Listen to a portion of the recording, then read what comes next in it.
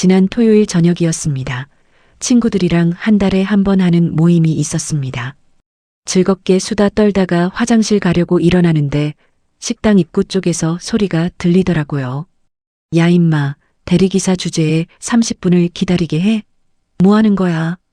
무심코 고개를 돌렸는데 그 순간 심장이 멎는 줄 알았습니다. 대리기사 조끼를 입고 술 취한 손님한테 고개 숙이고 있는 남편이 보이는 겁니다.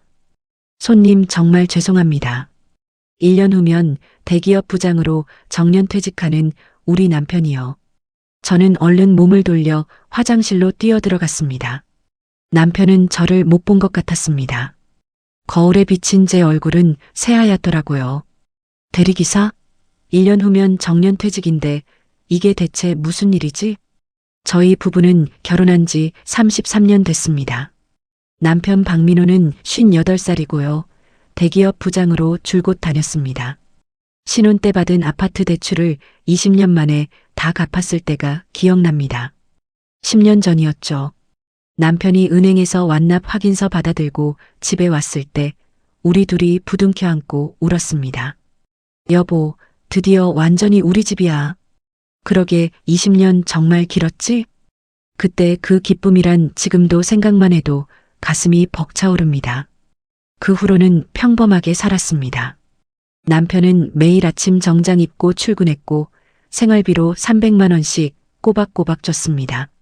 저는 집안일하면서 평범하게 살았죠.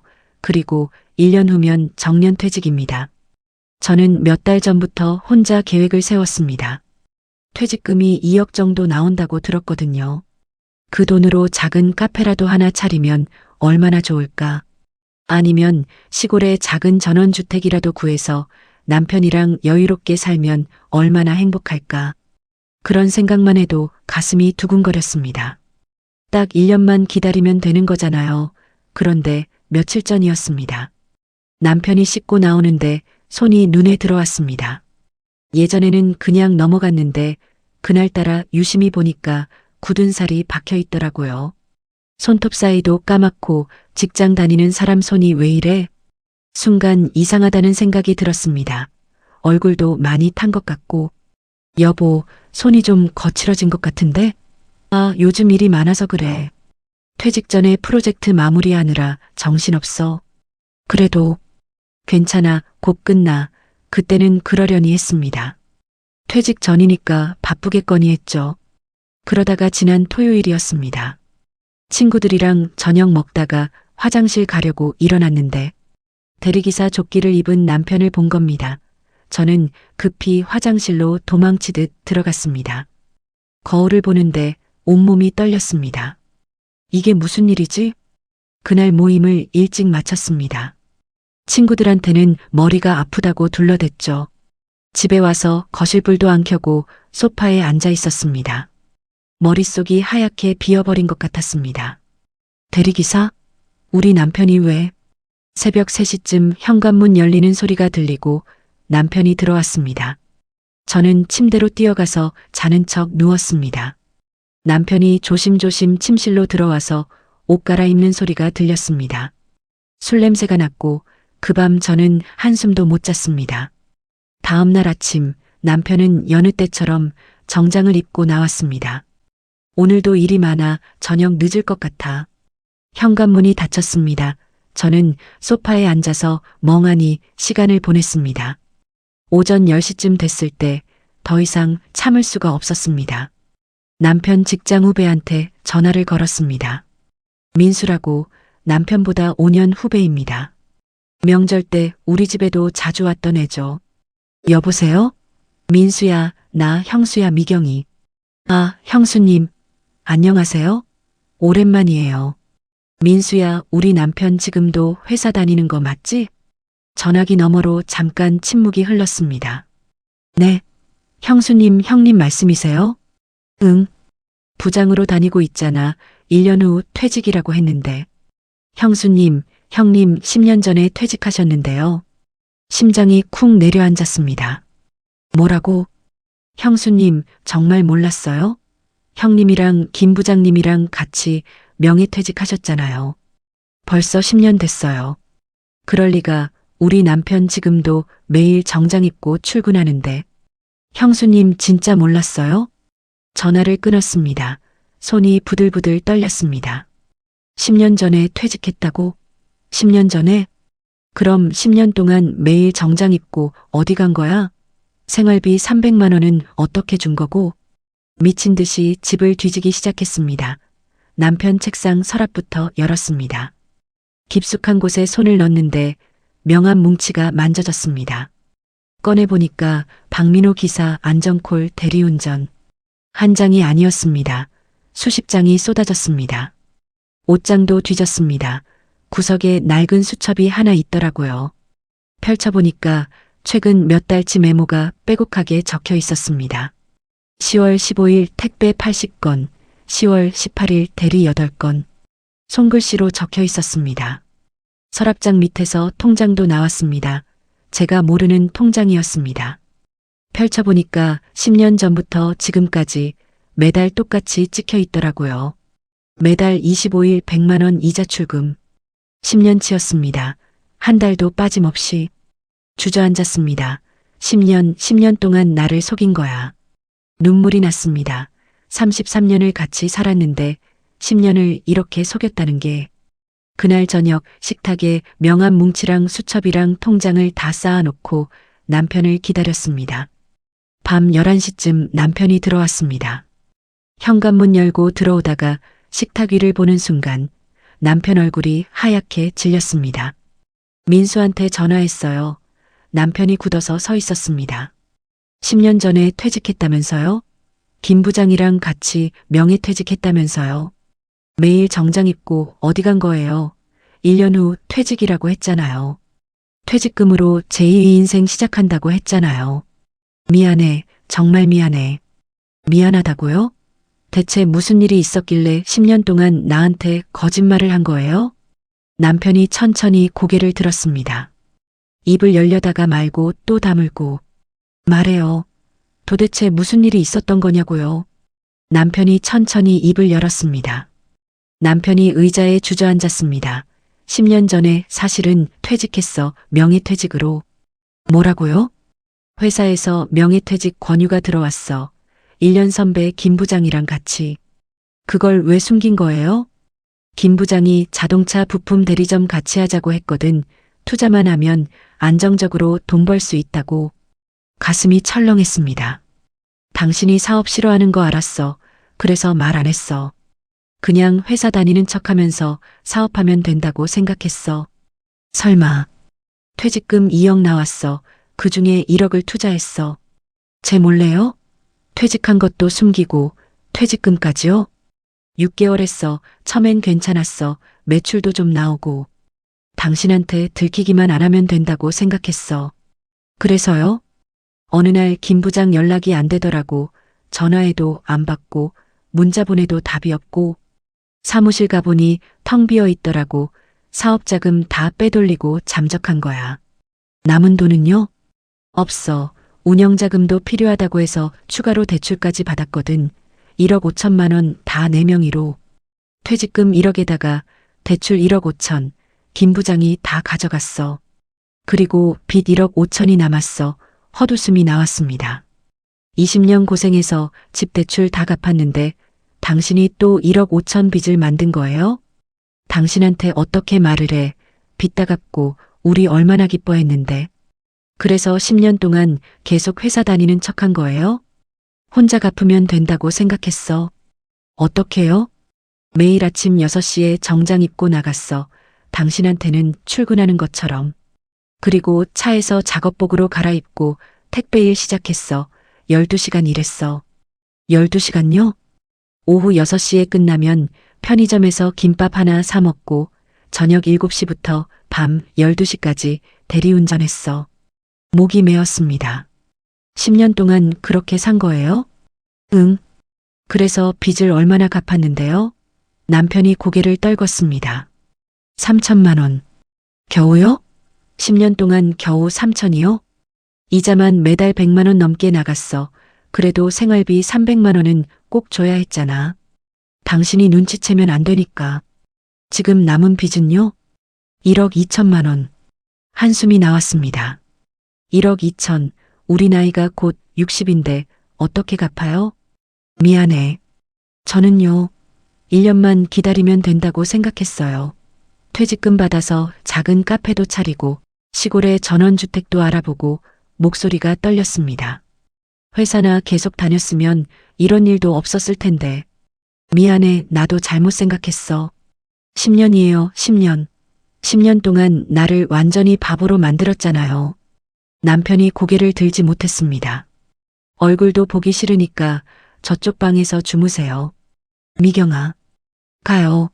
남편이 천천히 일어나서 작은 방으로 들어갔습니다. 그날부터 우리는 각방을 썼습니다. 일주일이 지났습니다. 한마디도 안 했습니다. 남편은 여전히 새벽 6시에 나가고 밤 12시 넘어서 들어왔습니다. 밥도 따로 먹었습니다. 남편 것은 식탁에 놔두고 저는 먼저 먹었습니다. 용서가 안 됐습니다. 33년을 같이 살았는데 10년을 속였다는 게 믿기지 않았습니다. 일주일째 되던 날 저녁 남편이 먼저 말을 걸었습니다. 이야기 좀 하자. 이혼하자는 거지? 저는 고개를 끄덕였습니다. 네, 이혼할래요. 남편이 한숨을 쉬었습니다. 알았어. 어떻게 하면 좋을까? 집 팔아요. 재산 분할하고 각자 살아요. 알겠어. 빚은 당신이 갚으세요. 당신이 만든 빚이잖아요. 그래, 빚은 내가 다 떠안을게. 다음 날 부동산에 전화했습니다. 여보세요? 이 아파트 매물로 내놓고 싶은데요. 아, 네. 시세가 지금 4억 정도 하네요. 확인하고 연락드릴게요. 전화를 끊고 계산기를 두드렸습니다. 집 4억에서 담보대출은 없으니까 반씩 나누면 2억씩이네요. 저는 2억으로 작은 전세를 구하면 됩니다. 남편은 2억으로 빚 1억 2천 갚고 8천만 원 남네요. 그 돈으로 월세 구하겠죠. A4 용지를 꺼내서 정리했습니다. 이혼 합의사항, 집 매각 후 재산 2억씩 분할. 빚 1억 2천만 원은 남편이 부담, 위자료 없음. 종이를 보는데 갑자기 눈물이 났습니다. 33년을 함께 산 이 집을 판다는 게 실감났습니다. 신혼 때 라면을 끓여 먹으며 우리 열심히 살아서 꼭 이 집 우리 걸로 만들자던 약속. 20년 고생해서 빚 청산했을 때 남편이랑 부둥켜 안고 울던 날. 아이가 이 거실에서 첫걸음 떼던 날, 다 이 집에서 일어난 일들입니다. 휴대폰이 울렸습니다. 부동산이었습니다. 언니, 집 보러 오시는 분 있어요. 내일 오후 2시에 괜찮으세요? 응, 괜찮아. 그럼 내일 뵐게요. 전화를 끊고 남편한테 말했습니다. 내일 오후 2시에 집 보러 온대요. 남편이 고개를 끄덕였습니다. 알았어. 일 쉬고 집에 있을 수 있어요? 응, 쉴게. 그날 밤 잠이 안 왔습니다. 33년 추억이 담긴 집 정말 팔아야 할까요? 하지만 용서는 안 됩니다. 10년 동안 저를 속인 건 용서할 수 없습니다. 다음 날 오후 2시 초인종이 울렸습니다. 부동산 사장님이랑 30대 초반으로 보이는 젊은 부부가 들어왔습니다. 안녕하세요. 구경 좀 할게요. 네, 편하게 보세요. 젊은 남편이 거실을 둘러보더니 아내한테 말했습니다. 여보, 방이 3개네. 거실도 꽤 넓고. 근데 좀 오래됐네. 도배랑 장판은 다시 해야겠다. 젊은 아내가 주방 쪽으로 가면서 말했습니다. 싱크대도 교체해야 할 것 같은데, 여보, 화장실 좀 봐. 응, 화장실도 리모델링 해야겠어. 타일 다 바꾸고. 저는 그 말들을 들으면서 가슴이 답답했습니다. 제가 33년 살아온 이 집을 낯선 사람들이 이렇게 평가하고 있었습니다. 이 집 4억에 내놓은 거 맞죠? 근데 리모델링 비용 생각하면 3억 8천 정도면 어때요? 부동산 사장님이 저를 쳐다봤습니다. 언니는 어떠세요? 생각해 볼게요. 그럼 연락 주세요. 저희 급해서요. 젊은 부부가 나갔습니다. 문이 닫히자마자 주저앉아서 울었습니다. 33년을 산 집이 이렇게 끝나는구나. 저녁 무렵이었습니다. 혼자 거실에 앉아 있는데 답답했습니다. 뭐라도 해야 할 것 같아 세탁기를 돌렸습니다. 남편 작업복이 세탁 바구니에 있었거든요. 주머니를 뒤지다가 구겨진 종이가 만져졌습니다. 펼쳐보니 병원 진료비 영수증이었습니다. 정형외과 척추 MRI 촬영. 남편이 병원을 다녀왔나? 갑자기 궁금해졌습니다. 다른 것도 있나 싶어서 남편 방으로 갔습니다. 책상 서랍을 열어 깊숙한 곳에 손을 넣는데 두꺼운 서류 봉투가 만져졌습니다. 꺼내서 펼쳐봤습니다. 아파트 담보대출 계약서. 손이 멈췄습니다. 5천만 원. 대출받은 게 고작 2달 전이었습니다. 눈을 의심했습니다. 뭐야 이게. 손이 떨렸습니다. 빚이 1억 2천이 아니었습니다. 담보대출 5천까지 합치면 총 1억 7천만 원.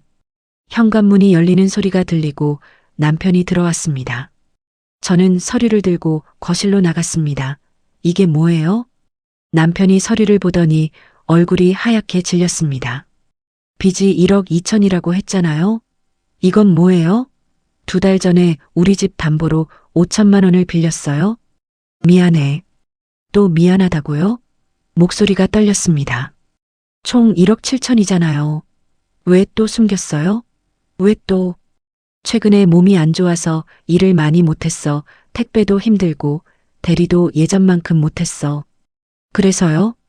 수입이 줄었는데 생활비 300만 원은 줘야 했잖아. 그래서 우리 집을 담보로 5천만 원을 빌린 거예요? 남편이 고개를 떨궜습니다.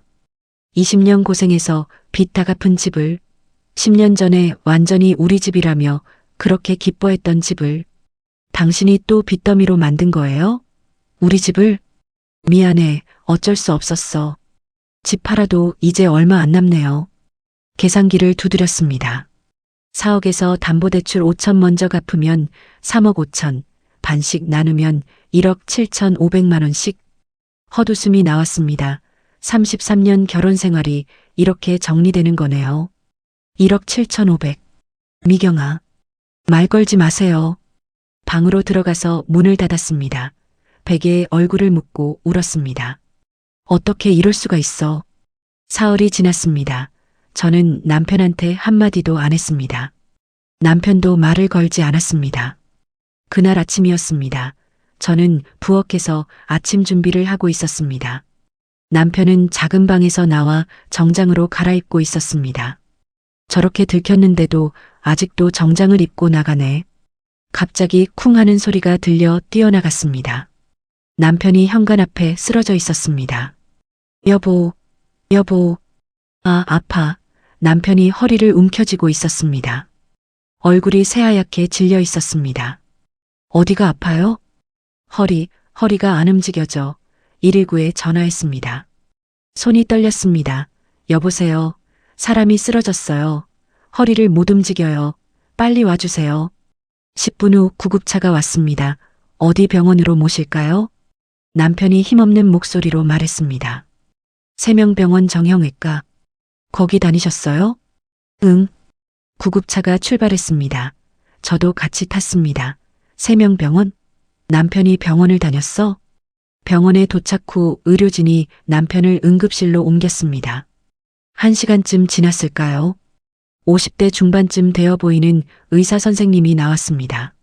환자 보호자분이세요? 네, 아내예요. 환자분이 3년 전부터 저희 병원에 다니셨어요.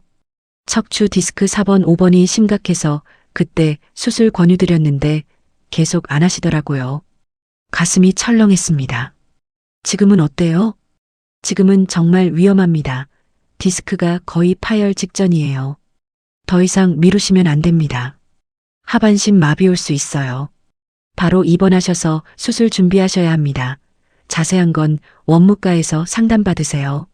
남편은 입원실로 옮겨졌습니다. 저는 원무과로 갔습니다. 수술비가 어떻게 되나요?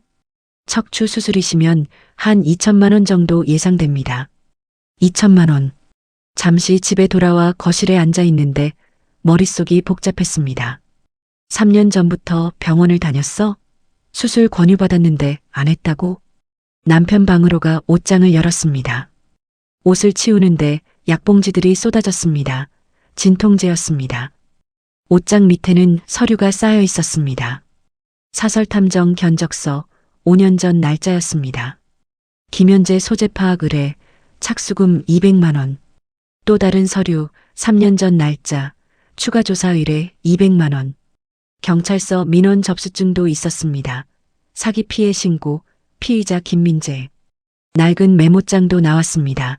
펼쳐보니까 남편 손글씨로 빼곡하게 적혀 있었습니다.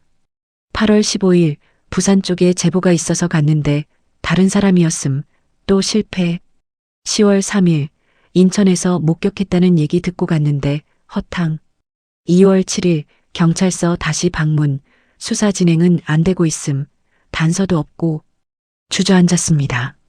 남편은 10년 동안 혼자 빚을 갚았을 뿐 아니라 배신한 김 부장을 찾으려고 했던 겁니다. 사설 탐정까지 고용하고 경찰서도 쫓아다니면서요. 눈물이 났습니다. 오후에 다시 병원에 갔습니다. 남편은 침대에 누워 있었습니다. 얼굴이 많이 수척해 보였습니다. 이거 당신 방에 있던 거예요. 사설 탐정 서류를 내밀었습니다. 남편이 눈을 감았습니다. 김 부장 찾으려고 했어요?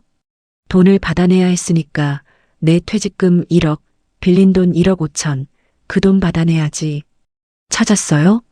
미안해, 나 혼자 해결하려고 했는데 결국 아무것도 못했어. 목이 메었습니다. 남편은 10년 동안 혼자 모든 걸 짊어졌던 겁니다. 빚도 분노도 죄책감도 아픈 허리로 새벽에 택배를 날랐고 밤늦게까지 대리운전을 했습니다. 진통제를 먹어가며 왜 말을 안 했어요? 말하면 당신도 힘들어질 것 같아서. 수술해요. 수술비가. 일단 수술부터 해요. 하반신 마비되면 어떡하려고요. 근데 알았으니까 일단 수술부터 하세요. 병실을 나왔습니다. 복도 벤치에 앉아서 한참을 울었습니다. 식탁 위에는 부동산 계약서가 놓여 있습니다. 벌써 일주일째입니다. 남편은 병원에서 수술을 받았습니다. 다행히 수술은 잘 됐고 한 달쯤 입원해 있어야 한다고 했습니다. 저는 매일 병원에 갔다가 집에 와서 이 계약서를 봅니다. 사인만 하면 됩니다. 그러면 집이 팔립니다. 빚 총액은 1억 7천만 원입니다. 집을 팔면 담보대출 5천을 먼저 갚습니다. 그럼 3억 5천이 남죠. 반씩 나누면 저와 남편 각각 1억 7천5백입니다. 남편은 자기 몫으로 빚 1억 2천을 갚겠대요. 저는 1억 7천5백으로 작은 전세를 구하면 됩니다. 그런데요, 사인을 할 수가 없습니다. 33년을 살아온 집입니다. 신혼 때 라면을 끓여 먹으며 우리 열심히 살아서 꼭 이 집 우리 걸로 만들자던 그 약속. 20년 고생해서 완납했을 때 남편이랑 부둥켜 안고 울던 그날. 10년 전 드디어 완전히 우리 집이야라며 그렇게 기뻐하던 그날. 아이가 이 거실에서 첫걸음 떼던 날, 다 이 집에서 있었던 일들입니다. 그리고 지난 10년 동안의 남편 모습이 떠올랐습니다. 아픈 허리 진통제로 버티며 택배의 대리운전까지 10년간 혼자 감당한 빚에 배신한 김 부장도 찾아 헤맨 58세 남편. 10년을 저를 속인 건 용서할 수 없습니다. 담보대출까지 숨긴 건 더더욱 용서할 수 없고요. 하지만 안쓰럽기도 합니다. 어제 병원에 갔더니 남편이 물었습니다. 집 팔기로 했어? 저는 대답을 못했습니다. 미안해, 다 내 잘못이야. 남편 눈에 눈물이 고여 있었습니다. 여러분이라면 어떤 선택을 하시겠습니까? 57세 저는 집을 팔고 이혼해서 1억 7천5백으로 혼자 새 출발을 해야 할까요? 아니면 33년 살아온 이 집을 지키며 남편과 함께 빚 1억 7천을 갚으며 살아가야 할까요? 댓글로 여러분의 의견을 들려주세요. 구독과 좋아요는 저에게 큰 힘이 됩니다.